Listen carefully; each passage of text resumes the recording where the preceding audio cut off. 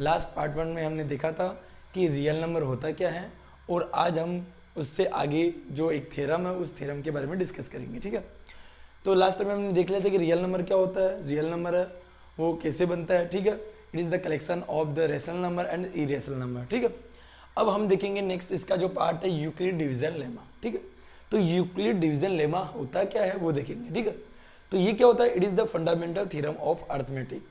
ये बेटा क्या है, ये एक थ्योरम है। ठीक है, और किसकी थ्योरम है, अर्थमेटिक। ये एक फंडामेंटल थ्योरम ऑफ अर्थमेटिक है। ठीक है, दूसरा, अब भाई ये थ्योरम है तो इससे करना क्या है, इसका यूज क्या है वो है, तो इसका एप्लीकेशन क्या है, to calculate the HCF of the two positive integers a and b. तो देखो इसका यूज ये है कि आपके पास दो पॉजिटिव नंबर होंगे, एक ए है और एक बी है, उसको आपको क्या करना, वहां से कैलकुलेट करना है एचसीएफ, यानी ए और बी, उसका आपको एचसीएफ फाइंड करना है। इसलिए हम ये जो यूक्लिड डिवीजन लेमा थ्योरम है वो यूज करते हैं। ठीक है, अब ये थ्योरम है क्या, देखो जो यूक्लिड डिवीजन है इसको टू टाइप से बोलते हैं, एक तो यूक्लिड डिवीजन लेमा बोलते हैं और एक यूक्लिड डिवीजन एल्गोरिथम बोलते हैं। ठीक है, तो अब यूक्लिड डिवीजन लेमा क्या होता है वो देखेंगे, दूसरा यूक्लिड डिवीजन एल्गोरिथम क्या होती है वो देखते हैं। तो देखो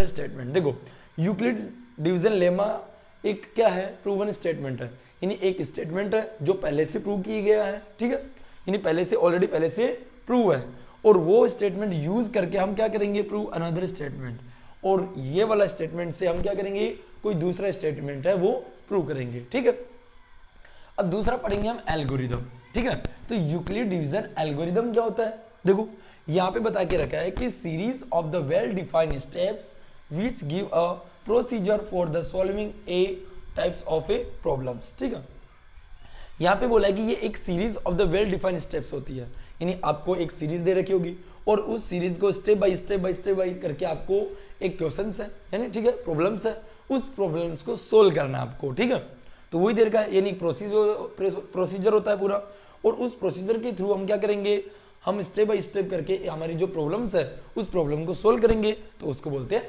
एल्गोरिथम। ठीक है, अब देखो जैसे आपकी थ्योरम 1.1 है इसकी, वो क्या है, यूक्लिड डिवीजन लेमा।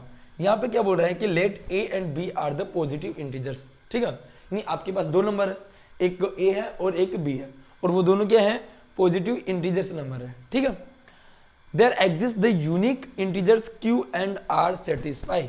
अब यहाँ पे हमारे पास क्यू, पी और क्यू, ये दो हमारे पास एक यूनिक इंटीजर्स नंबर है, जो इसको सेटिस्फाई करते हैं या नहीं करते वो हम यहाँ पे देखेंगे। ठीक है, तो ये स्टेटमेंट क्या बोल रहा है कि a is equal to b q plus r. ठीक है, यहाँ पे ये से बोल रहा है, हमारे पास एक स्टेटमेंट बन गया इससे कि a is equal to b q plus r है। ठीक है, अब यहाँ पे देखो ये जो आपके पास r है वो r क्या होगा, या तो क्या होगा b से छोटा होगा, और या फिर क्या होगा जीरो के इक्वल या उससे बड़ा होगा। ठीक है, ऐसे नहीं कि जीरो से छोटा होगा, जीरो से छोटा नहीं होगा। ठीक है, वो जीरो के मतलब इसने बोला कि जीरो से बड़ा होगा या उसके इक्वल होगा, बट बी से छोटा होगा, यानी ये इसका एक क्राइटेरिया दे रखा है। ठीक है, ये इसका इंटरवल दे रखा है कि इसके बीच में आएगा।